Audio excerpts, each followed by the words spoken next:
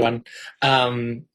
Good to see a small group here coalescing around this issue. What Natalie and I are going to talk about is obviously Wabanaki Tribal Nations and sort of possible impacts and climate change adaptation priorities. But through that, we will describe, a lot about our tribal nations here in Maine in terms of not only the kind of cultural priorities as we move through climatic change, but also sort of, the best ways for us as Wabanaki people to gain control of and shape the climate adaptation process. And Natalie's work, and I'll let her introduce herself, is really focused on that. She's a grad student at the University of Maine. Sorry, I'm a chair of Native American programs at the University of Maine, and Penobscot tribal citizen. And I've been working on natural and cultural resource issues related to tribes here in Maine for some 20 odd years. And maybe Natalie, you can just briefly introduce yourself and then we'll get going. Okay, my name is Natalie Michelle. I am also Penobscot, but I am also Passamaquoddy. My mother is from Seabayak, Maine, and my dad is from Penobscot Nation. I attend the University of Maine. I'm finishing up on my dissertation this semester, and I work mainly with Darren in climate change research and Native American environmental studies. Great. As always, Natalie is very, very knowledgeable and pretty humble about her work. So you'll see that. I will begin with some slides just to set up sort of more broadly the discussion, and Natalie will share some of the findings and sort of future directions that we've been working on with the tribes here in the state. So I'll share my screen here. And I just want to make sure you have the slide view and not the presenter view. Someone can. That looks great. Okay. So yeah, here's my little beginning slide, and I just have like 10 things to go through really quickly. So the goals in my part of the talk are to give an overview of our work with the Wabanaki Tribal Nations on climate adaptation, and sort of the overall frames and history for understanding this work. Just a couple of concepts that I wanted to give people an understanding of. We talk about adaptation or adaptive resilience and climate justice. Just want to introduce those concepts for people. Our understanding of adaptation is based around community, social, and cultural resilience, meaning the strengths in our ability to adapt to climatic changes has to do with the resources that we already have within our community. So for tribal nations, this means very importantly the cultural resources and our investment in them as tribal peoples, in our relationship to each other and to non-humans, which is really fundamental to our cultural lifeways. So if you want to think about it this way, and I just, as a scholar, I always cite these things. Attaining resilience would mean something that would be both bottom up and top down, and that it's really important that communities control the knowledge and input and output in all parts of the climate adaptation process. So information, problem detection, design, format of products, quote unquote, in implementation activities. So we take that very seriously. I won't go into it, but around the world, climate adaptation techniques and proposals often disempower Indigenous people, and we can go into that, but there have been a series of forest management regimes that have taken place around climate adaptation across the world that have served to expel Indigenous peoples from their own homelands.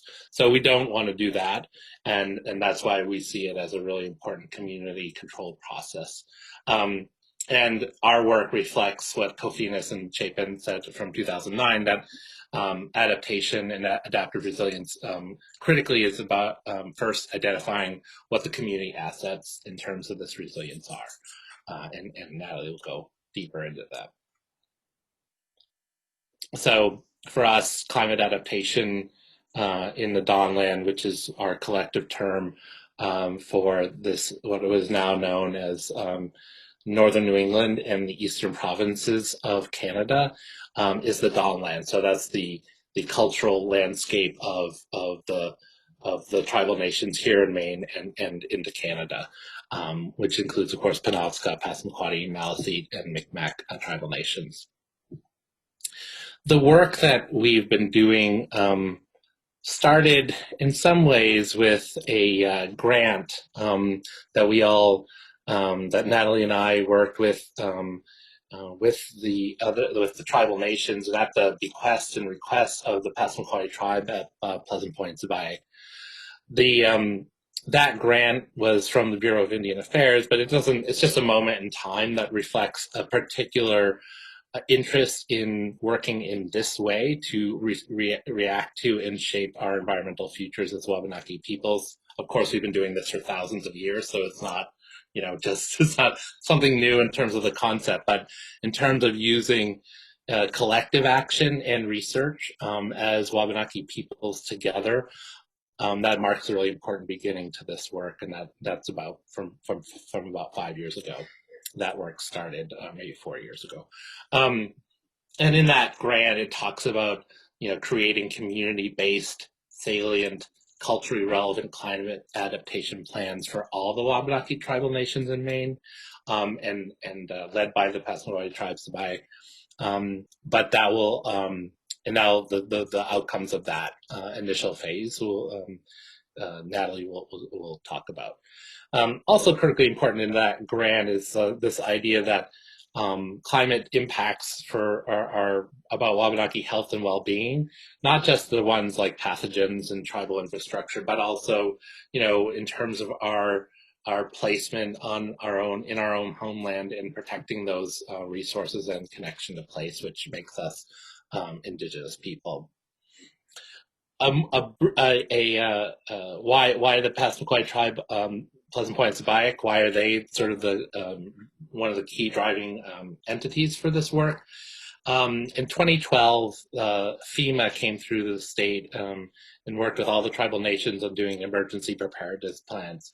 And at that time, FEMA identified a high percentage of tribal infrastructure as being vulnerable to climate change at Zibai. So that's a very important, light went on, the fact that, a number of, I believe the wastewater treatment facility, a lot of different elements of tribal infrastructure are threatened by rising sea levels over there.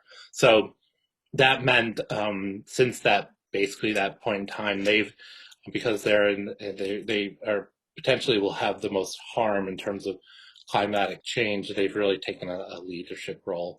And I think there are other reasons culturally and historically as well. And I believe Natalie will go into some of that. So our approach to this work, so from the ground up, obviously is very important to us. We use what is sometimes called community-based participatory research or Indigenous research methods. Issues that come out of this approach are also related to sustainability science. And again, adaptation is based in community, social, and cultural resilience. I also wanted to give a little bit of sense of place of this work in terms of where we are on the landscape, because that helps guide how we in the tribal communities seek to address this work, and that'll become even clearer with what Natalie shares. But just wanted to give you a little bit of a background or history in case you're not that familiar with the tribes around here. I call this Wabanaki diplomacy. There are other frames to this, but it's basically, how is it that this northeastern part of the United States and Canada is part of a cultural and ecological landscape that is interconnected through humans and non-humans? And I want to just give you a sense of that. So the Bureau of Indian Affairs, which was funded this initial frame of this work, is obviously in a U.S. Federal agency. So if you look at, on the left part, you can see the Wabanaki controlled lands. On the left, it's lit up in different little um, colors there that you can see where our tribal control of lands is in terms of the fee and trust lands by both Passamaquoddy and Penobscot. So the difference is that fee lands is us owning lands like any landowner in the state of Maine. Trust lands is part of our reservation and held in trust for us by the federal government. And then the other tribal lands too, where Micmac and Maliseet have smaller land holdings. And then you can see the location of the 5 locations on the right side of the map, which is the tribal governmental locations of Presque Isle, Rooster Band of Micmacs, and Holton, Holton Band of Maliseets, Indian Township, the Passamaquoddy Tribe, Medocmicook, Pleasant Point, Passamaquoddy Tribe, Zubayik, and then Indian Island for Penobscot Nation. But that's only one frame of understanding our landscape. The other one, this entered into it quite a bit, is our traditional territory, which again stretches across northern New England and eastern Canada, is a different sort of inclusive landscape, and we take very seriously not only the ecological context into eastern Canada, but also the cultural context. And for example, there are issues with our Aboriginal fishing rights in Nova Scotia right now that you might have seen in the news. So that we're all connected to that through our confederacy and these hundreds of years of diplomacy and cultural connection. And there are 29 Micmac and 6 Maliseet bands in Canada, just as a part of what you're looking at. So briefly, the Wabanaki Confederacy is really a way of us as different tribal nations to come together in an international sense. For us, that means across our different tribal nations in terms of what we share culturally, but also through formal confederacy represented through wampum belts and a series of cultural protocols that allows us to work together as different tribal nations to solve collective problems. The most famous of this in terms of the last 400 years is the collective problem we came together to solve in terms of European invasion, but also in historically dealing with other kinds of cultural and resource issues. Is the Confederacy is a really important place for deciding this. Some scholars have written about our Confederacy. It's also a critical part of our continued existence on this landscape. And so it's adapted and changed in different ways over the last 3 or 4 centuries. But it's also engaged in a very particular form of not only process, but a kind of persuasive discourse. And there are all these examples in the historical record of Wabanaki, of diplomats basically, these men serving at the behest and being chosen by our women to make decisions collectively based upon our cultural desires.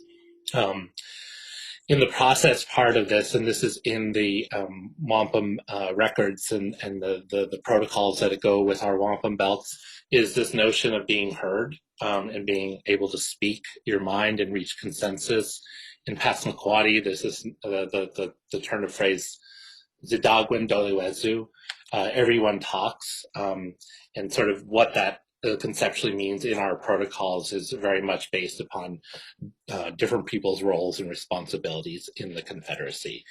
So that, what I mean by that, sort of then the diplomacy and the Confederacy as both place and process, is that it allows us both a process and a location to do climate change and adaptation and environmental work that is centered around who we are as Wabanaki people.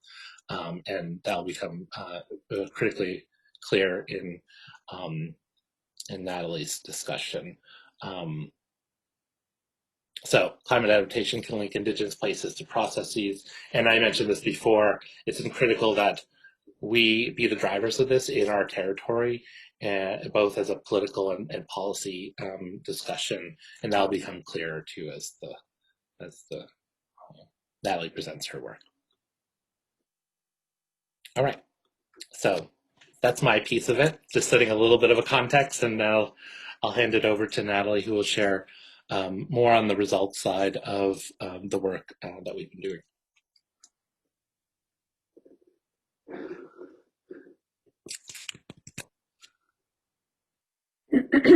Can everybody see that? Is it a full slide? If you want to start the slideshow. Okay. You could do play from the start, yeah. You see it now? Yep, perfect. Okay. And so I'll be talking about the Wabanaki and the earth changes with some of the data that we pulled out with the tribes in Maine as we were evaluating each community. First off, I'd like to start off with our cosmology and our epistemology. And Wabanaki cosmology is a central way of life that includes a paradigm of co-participant amid the dynamic ecology. And it involves sharing the land and the water with both human and non-human, and sometimes it's referred to in the literature as holism. A lot of the Native people in the communities that I found had a difficult time prioritizing their climate indicators. And the reason for that is because of the way that we think in terms of around the idea of holism, that everything is sacred and everything is important. So traditional and non-traditional economic systems of food acquisition for food security, including the cultural practices for utilitarian procurement of culturally important species, within the ecology remain fundamental in the recovery and the transmission and the mobilization of traditional ecological knowledge. Caring for the terrestrial and aquatic systems among the Wabanaki people are linked to our cultural survival. The traditional food sources that ensure the continuation of Wililitu, a good life or living in a good way. The protection of the ancestral territories for ceremony and spiritual practices. The ecological protection of many culturally important relatives, Tulanabemkawuk, or our natural resources from overuse. And here I just wanted to give you an idea. This is taken from the USDA or the ADA food pyramid, but we converted it. He was actually a professional chef that he prepares indigenous food, Jared. And I asked permission from him to borrow his pyramid that he developed because it has a lot to do with interacting and our interconnection with the ecology, not with just food, but utilitarian. And that's interwoven within the tool making and the harvesting. And as you can see, the teachings around the ecology is the largest part of our culture. And it involves like traditional language, indigenous recipes, traditional place names, indigenous songs, seasonal harvesting, family stories, traditional ways of praying, indigenous trade, family lineage, and plant identification, and animal life cycles, traditional language. Tool making, as you can see, there's string making, pole harvesting, pole turning, stone knapping, mat weaving, rope making, bowl making, fletching, basket weaving, skinning and tanning, and canoe production. Harvesting, you can see root gathering, berry picking, canoe poling, camouflaging, deep ocean fisheries, clam digging, herd management, spear hunting, tracking, tea harvesting, etc. And up above is the actual processing of our food, the preserving, and then the cooking, and then finally the eating. And so in just harvesting, culturally important foods or culturally significant foods in itself, when we stop eating those foods, then this is what we've lost in terms of our culture. And that's a lot. So native language, the Bible, the ability to participate in language use, the transmission of knowledge and wisdom carried within various elders and traditional harvesters about the environment, it enables the holistic relationship by the people with Nigwaskiktamig, Mother Earth. Cultural customs and values of respect, responsibility, and reciprocity, including perspectives of the traditional economy, safeguarded the sacredness of these earth relationships through a living culture, ensuring its preservation for future generation through the transmission of knowledge, or TEK, to the younger generations, both, and then including non-human entities, animals, trees, plants. And we transmitted that information through our living culture every day, through our 7 grandfather teachings, the rites of passage ceremonies, the water ceremonies, the clan systems, and storytelling, just to name a few. There are many more. Anthropogenic and climate changes in Maine, what are the cultural impacts that the tribes are facing? In early 2006, the University of Maine and the Maine tribal communities formed a tribal educational partnership to discuss key climate change issues impacting Maine, and this is what Darren spoke of a little bit earlier. And it was coordinated through Darren's office and the Native Studies Research Program and the University of Maine Northeast Center of Climate Science. And the purpose of the climate change sessions with the tribes was to provide a general overview of the climate change vulnerabilities in Maine and to assist the Maine tribes in the development of a framework for response with the development of an adaptation and mitigation plan for long-term impacts of upcoming earth changes that impact the tribal cultural well-being. There were lengthy discussions concerning the urgency to transmit traditional knowledge from the traditional elders in the tribal communities about the importance of interrelationship to the ancestors, or Tolnabemgawuk, and the significance of carrying that knowledge forward to share with the future generations. And some of the things that came out of the Passamaquoddy work session was there was a decrease in knowledge transmission to the younger generation. That resulted in a decrease in skills to adapt. And without transmitting this knowledge, we had a overall decrease in cultural expression, livelihood, and traditional kinship ties and relationship to our ancestors and relatives. Tolana Bemkawuk. Climate change impacts for the Maine tribes. What are the major indicators that we came up with after the interviews and the sessions? We had economic security, and that is pretty much across the top.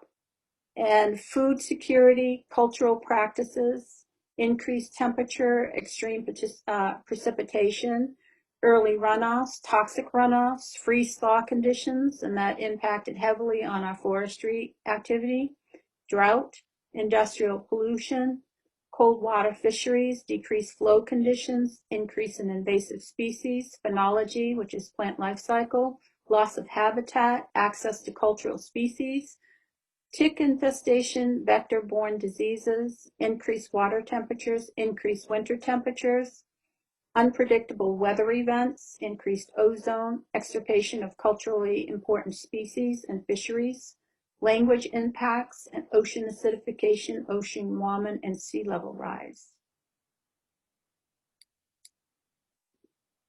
Wililitu, living in a good way, revitalizing our ancestral teachings. The teachings of the 7 grandfathers shared by the Anishinaabe and the Wabanaki was used long ago in our creation stories to lead the people back to Wililitu, living in a good way. The 7 teachings are humility, bravery, honesty, wisdom, truth, respect, and love.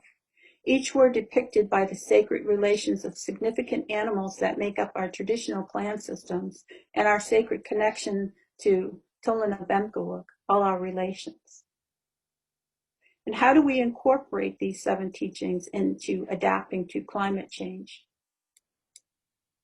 The 7 grandfather teachings will start with humility and Elsu, knowing your relationship with all life, and balance, inclusiveness, collectivity, and community-based approach.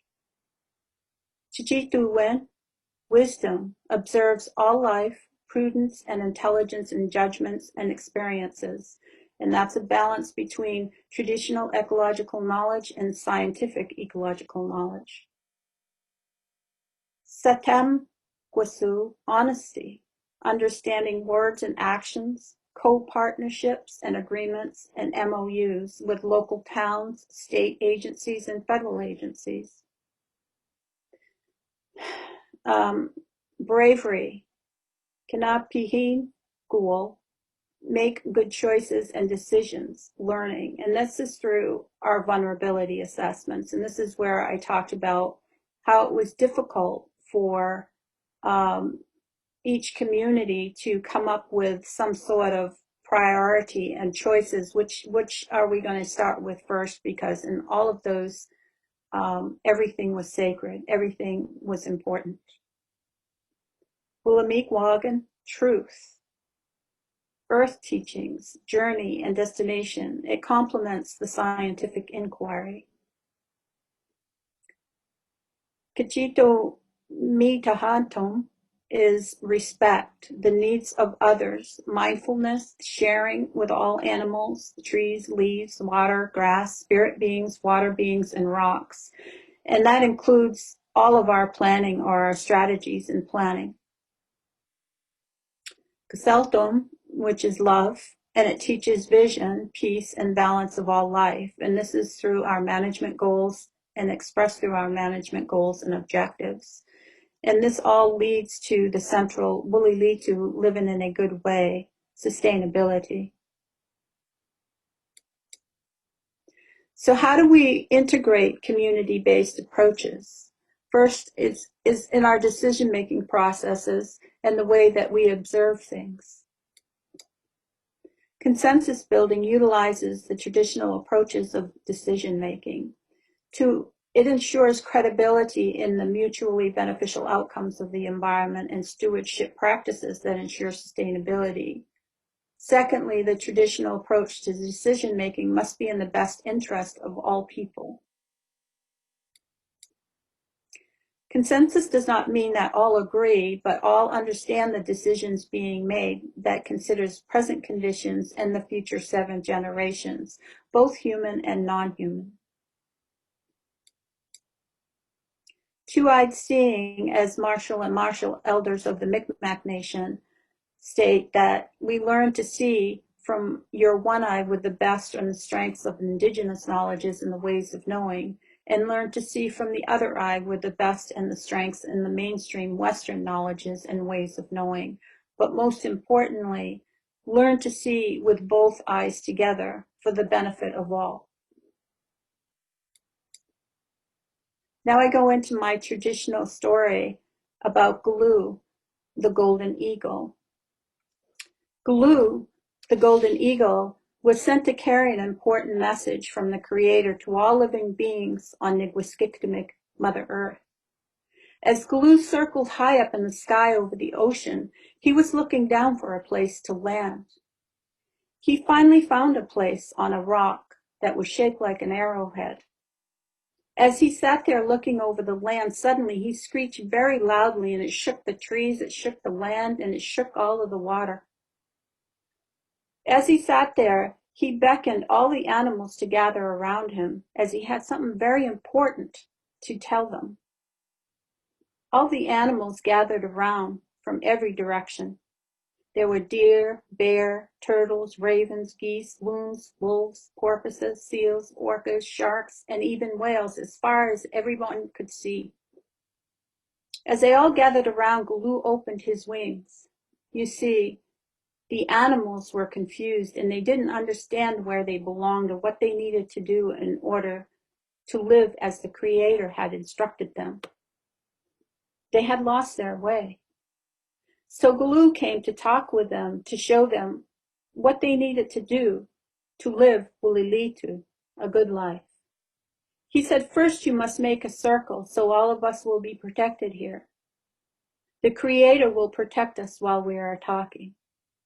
He beckoned the turtle to come up to where he was perched.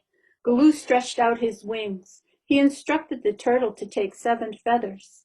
As Turtle Brother was instructed, he plucked the feathers from Galoo's wings. Galoo instructed the turtle to walk clockwise around the circle. Boodab, or the whale, and others were very close to the shore so they could listen to what Galoo had to say that was so important. Galoo told all the animals to listen very carefully to what he had to teach them as the Creator had instructed him to do.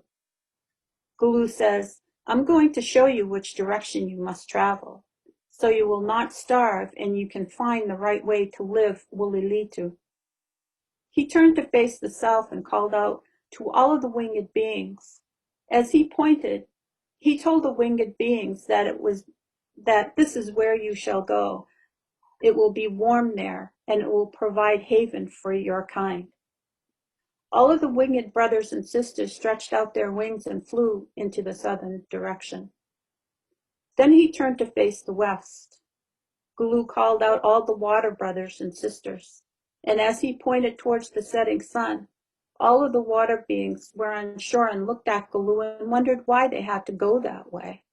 The orca whale asked, Galoo, why that way? Galoo answered, you will see, and you will be able to multiply in great numbers. There will be no harm coming to you. So all of the water beings turned towards the west and did as Galoo had instructed them. Then Galoo turned to face the north. He instructed the white buffalo, the white bear, and the white wolf, and all the other white animals to go as he had pointed with his wing. He said, it is cold there, but you will have the wisdom to thrive there.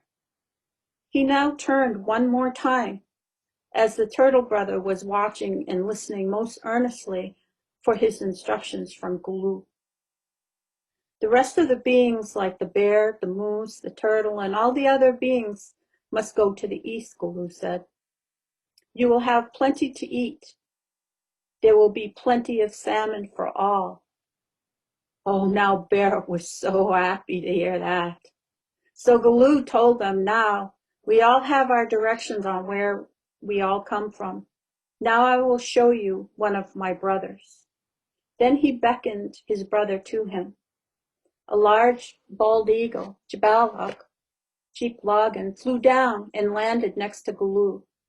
Galoo nodded with acknowledgement to honor Cheeploggen and says, when I'm not around, this is who you will seek your guidance out to bring message from the Creator. I am going to go away for a while, but I will return to help you again. When you need to remember yourselves to Nigwiskiktamik. It was then Galoo flew away higher and higher up as far as the eye could see. As he flew higher and higher, the 7 feathers floated up into the sky and formed a big headdress. Each year the people set out a feast for Galoo by the ocean to honor him. They remember him and the instructions he had given them. They show all of the directions from where they come from and impart the sacred teachings to all to learn, so we won't forget how to live Wulilitu, a good life. Gee, Wuliwa, the end.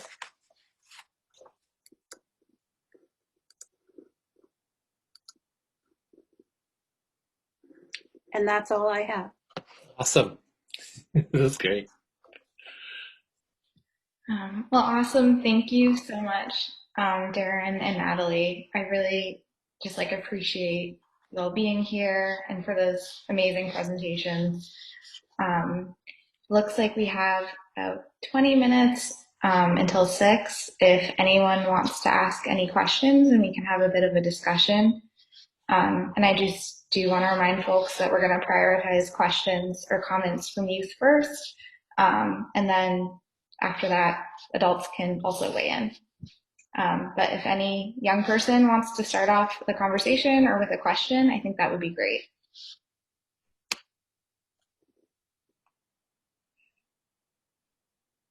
And you can speak up and unmute yourself and say it here, or you can write it in the chat too, whatever you prefer.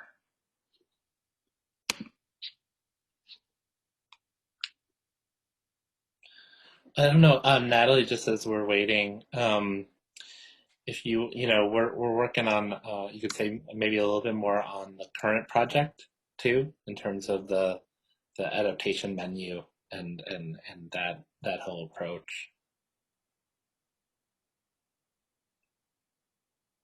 Indigenous approach. Yeah. If you want to talk a little bit more about it. Oh, do I want to talk a little bit Yeah, more? I'm just asking. We're waiting for them to. Well, what it basically is, the adaptation menu was based on the Northeast Regional Adaptation Menu Plan, that adaptation workbook. It was the Forest Adaptation Resources, Climate Change Tools and Approaches for Land Managers. And we're basically taking that menu, and we're incorporating an Indigenous perspective. We're still using the 10 strategies that the Northeast Regional Program had, but we're approaching it with our own native epistemology, and cultural customs and values are going to be incorporated in there. And we're going to be using the 7 grandfather teachings in there in terms of management and planning. So, and I have different people from all over the communities up in Canada as well, authoring, being part of the authorship of the book, the workbook. Yeah, and so this work really capitalizes on one of those issues, which is not only us being involved in some other broad climate adaptation techniques and processes, but it really coming out of the tribal traditions as to what our not only our priorities are, but how to adapt. That's one of the sort of problems that identified in terms of globally, like Indigenous people are not um, very well included in terms of shaping these processes, and um, uh, at least up till now, I think in the last few years, Indigenous people are become more critical in um, in leading actually the climate change movements across the world, and that's not a it's not an accident for all the reasons that Natalie so amazingly pointed out in terms of our cultures and our engagements with humans and non-humans and responsibilities. That puts us squarely at the action zone for climate change politics, but also adaptation. We're also some of the most impacted peoples across the world as well.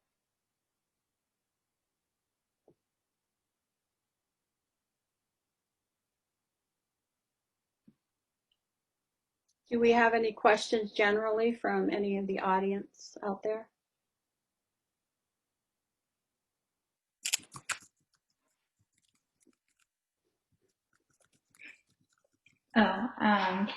Looks like Julia, an MYCJ member, typed in the chat, I wanted to ask how young folks in the state can best support the Wabanaki communities around climate and environmental issues.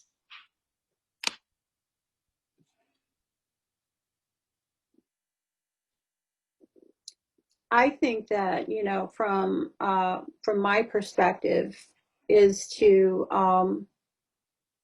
acknowledge our cultural customs and our epistemology and our cosmology, and our cultural ways in terms of how we plan and manage and adapt to the climatic changes.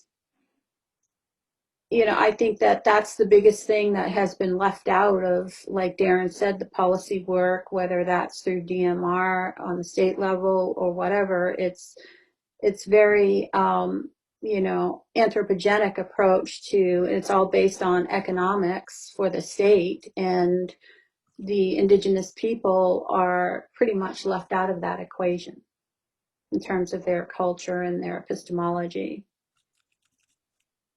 for subsistence harvesting or making, supplementing their wages, because a lot of the tribes live in very low income areas.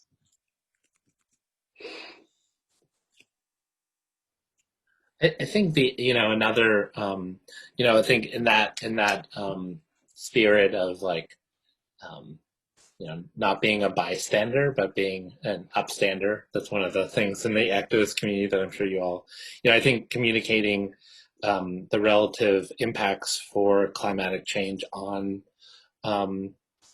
indigenous peoples and communities, and sort of many of you, well, at least I know, like, people like Cassie are involved in discussions, and others, in terms of really advocating for indigenous people's inclusion in whatever actions you see and you're participating in. There is, related to our sort of enhancing our sovereignty, and there are bills that are being considered right now in the state legislature, related to enhancing our sovereignty, and one of the bills actually is particularly around tribal lands, and our control over the natural resources on tribal lands. And you can go to WabanakiAlliance.com and sort of get informed about those bills. They're not traditional environmental bills in the legislature, but they are really important engagements for people engaged in the political process. And you can also see the Wabanaki Alliance recently came out with a sort of legislator ranking system in terms of how supportive of Indigenous people and issues they are in the state of Maine. So, that's a pretty base, sometimes icky political part of this discussion. I don't actually think the state of Maine should be considering bills one way or the other about our sovereignty, blah, blah, blah. The political reality of it is, of course, these could have, if they are put into law, these could have material effects on the kinds of work that we're having with, that we're working on with the tribes as well. So there is an important impact zone there. I think if you go back to the triangle, that the food pyramid triangle, and you go to the bottom, which is the majority of what our culture entails, and that is the knowledge transfer and having the access in order to do that. If we don't have access, then we're not able to transfer that knowledge to the younger generation, and so our whole cultural teachings and transmission of that information is lost. And I think that in my research alone that I've done with the tribes, that was one of the biggest themes, overarching themes, is that they did not have the ability to access some of these natural resources for traditional and non-traditional economic avenues, because of policies, state policies, or that they had to get some sort of permit, which they didn't have the money to buy in order to access these resources, or they just weren't allowed to.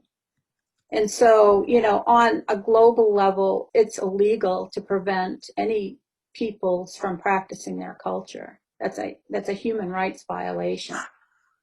And so,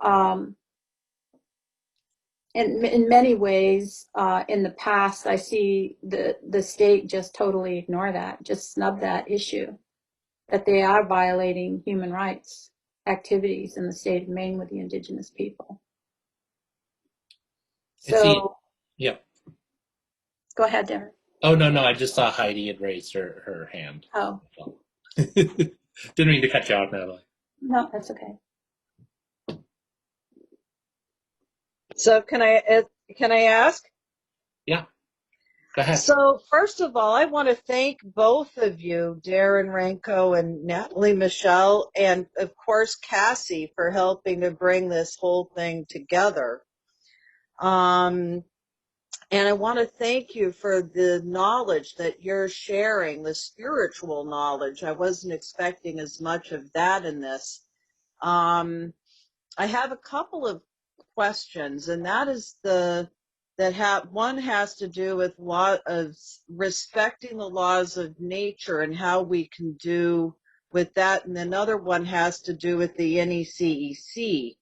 And so the question about laws of nature is, first of all, how can we, like you're saying about the locally, that they're starting to talk about laws being put into play about respecting local Wabanaki territory. And I'm also seeing nationally and internationally how so many people are not respecting the laws of nature that the indigenous people have been so tied to for so long. I got my BA in geography anthropology from USM back in 1994. So I've done a lot of this study and seeing all of these places around the world where so many indigenous cultures have been so disrespected and had their land totally decimated, that has also amounted to a lot of like greenhouse gas emissions and increase in the climate change. So I'm wondering locally what can we do locally to help those people, all of us, to help save our planet? That's the first question about the laws of nature. And the second question that I have is, as indigenous people here in Maine, do you have any fear of your territory or the lack of respect for it with the New England Clean Energy Connect, with the big transmission line corridor coming through? And secondly, what can we do? Because I've been involved with the Hydro-Quebec issue since 1991, when Hydro-Quebec was selling to New York City. So my question is, how can we best support the our indigenous Cree and Inuit neighbors to our north, who've had genocide and ecological ethnic cleansing from the mercury poisoning from the mega dams? And how can we help them to recover from the fact that their land has been taken away and they've had their beautiful spiritually oriented sustenance existence changed to the materialistic corporate economy? So those are my questions, if you can help. Those are really easy to answer, so that'll be good. Go ahead, Darren. I'll take a stab. I mean, like I said, there are actions, in our legislature, et cetera, that I pointed out before. I think my understanding is the Penobscot Nation, I believe, is still the only tribal nation in Maine that has officially come out against the energy corridor. There's a link to a statement by the chief that represents the tribe's sort of response to the CNP corridor, whatever it is, and he references some of the things that you point out in terms of the historic, the source of this energy and how it has been so dramatically harmful to Indigenous people in northern Quebec. And I think thinking outside sort of the traditional boxes is discussions within our tribe and with other tribes to think about recognizing the rights of nature in a more profound way. Recognizing, giving sort of environmental personhood to our river, or those kinds of things seem maybe a little bit pie in the sky, but there are places around the world where that's happening, and it's indigenous people that are at the front lines in terms of doing this work. So I think those are some of the options in terms of that work. I think always the collective action around, focusing on, for us at Penobscot and this similar issues at each of the tribes, sort of just the respect of our river, or the respect that we and responsibility we have to non-humans in particular, given the oncoming climate crisis, is very, very critical. I personally think that, in addition to what Darren says, is that more meaningful involvement of the tribes into the state decision-making processes, especially when it comes to their traditional territories and their ancestral territories. That is something that has been pretty much non-existent up until this present administration. I think that they're trying to really sincerely try to do something with the tribes and in getting them more involved. There's a lot of damage with the tribes that have been done with previous administration that need to be undone. And then we have, during the LePage administration, they passed into legislation the climate change UNDRIP that they've never followed. And so I think that if they just follow the policies that they've agreed to, then you will see the tribes having more input into the decision-making processes. It's just like your Clean Water Act and your Clean Air Act. If they just stuck to these policies and followed these policies, we wouldn't have the pollution we have today. And so, I think enough of the lip service and more action, placing more things in action. And I forget what your first question was. The first question that you had, I forgot what that was, but it had something to do with the spiritual aspects, I think. I'm not sure. Yes, and how we can honor that, how we can help bring that together on a more to help us honor that nationally too. Mm-hmm. I think that just the acknowledgement of, like I said before, our epistemology and our idea of holism, that really, all life is sacred. And, and we're only part of the equation. We're not separated out. We're a co-participant in creation. And so, I think that if everybody can acknowledge just that one basic principle and work on that, that, this world would be a much better place.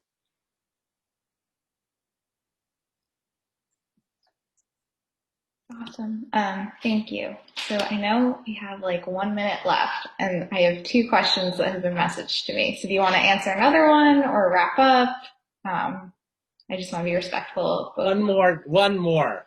Yeah. You choose, Cassie. Oh, yikes. Okay. So I think I'll go with this one. It's a bit more youth-centered. So do you have any recommendation for how Maine's universities can support inclusion of both Wabanaki and youth perspectives in knowledge generation and application? Well, Natalie was just out in a lab on Friday, and she's doing it again on Wednesday. Sharing our knowledge in terms of plants and plant. You can talk more about that, but I think that has to be. And we have a Wabanaki Youth Science program that does some of this work. But I think one of our goals, and this has been Natalie's goal too. She was on the founding edges of this youth science program as well, which is really providing pathways for this indigenous knowledge in our knowledge systems, particularly the Wabanaki, into university classrooms in ways that are respectful and appreciative of what is added. And some of the research we've done in the WAVES program So that's not only beneficial to Wabanaki students who now suddenly see themselves and their culture in their classroom experience, but also to non-native students. And I'm sure, Natalie, you can talk about what happened on Friday. I'm sure, by and large, non-native students who were really benefited and were quite interested in our traditions of knowledge. Mm-hmm. Yeah, I think with on Friday, what I did is I went into a forestry lab with students and took them out for a walk, and we did a plant walk. And we looked at various medicinal plants that Wabanaki used and still utilizes. From what was left of the plants, there's a lot of plants have gone by, but we talked about the medicinal properties and some of the utilitarian properties and some of the spiritual properties of the plants, and it was well received. A lot of the forestry people didn't realize we had so many uses for just ordinary everyday plants that they walk by and don't even realize, that they have medicinal or very good properties that we use to survive on every day. And so it opened their eyes to a lot of the uses in the forest that they didn't even realize. And I have to go back and do another class on Wednesday, another 2 more labs there. But I think one of the biggest things is, while I was doing a lot of my research at the university, is the fact that when I was doing the work, we asked, one of the professors if the scientists at the university will ever come around to accepting TEK, traditional ecological knowledge, or the indigenous knowledge bases on the ecology over, their quantitative aspects of science. And the answer was no.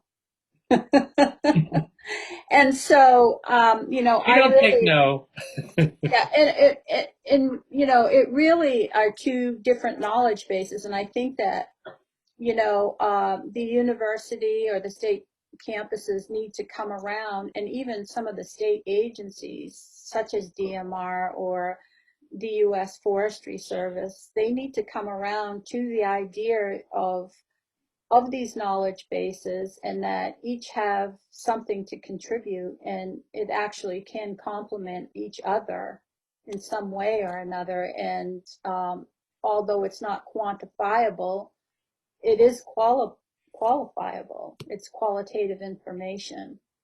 And so I think coming around to accepting that different knowledge base is really important.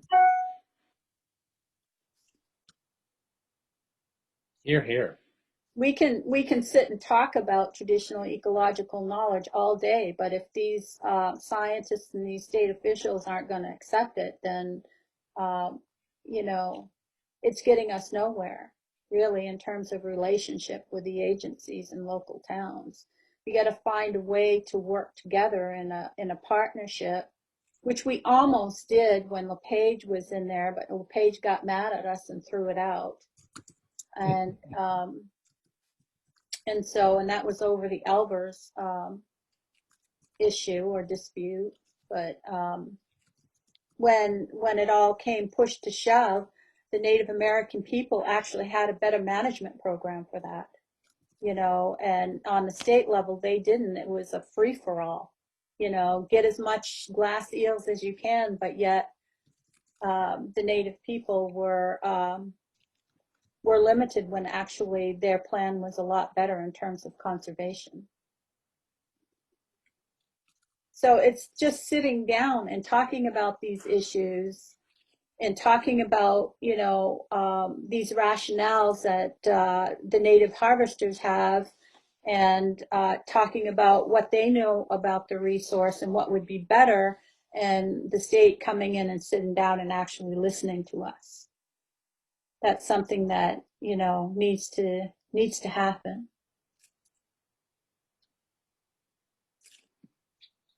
Because it's mutually beneficial for all of us, if we can do that. Absolutely. Awesome. Well, thank you so much for being here. It was just great to have this discussion. And yeah, we have a lot of work to do in climate and environmental grassroots orgs. So yeah, if there's ever a call to action, please feel free to share it with Maine Youth for Climate Justice and we will show up. Yeah, so thank you again so much, and thank you everyone for being here, and I hope you all just have a great evening. Thank Great. you. Thanks, Cassie. Good to see everyone. Thank you. Take care. Bye. See you, Darren. Bye, Natalie. Take care.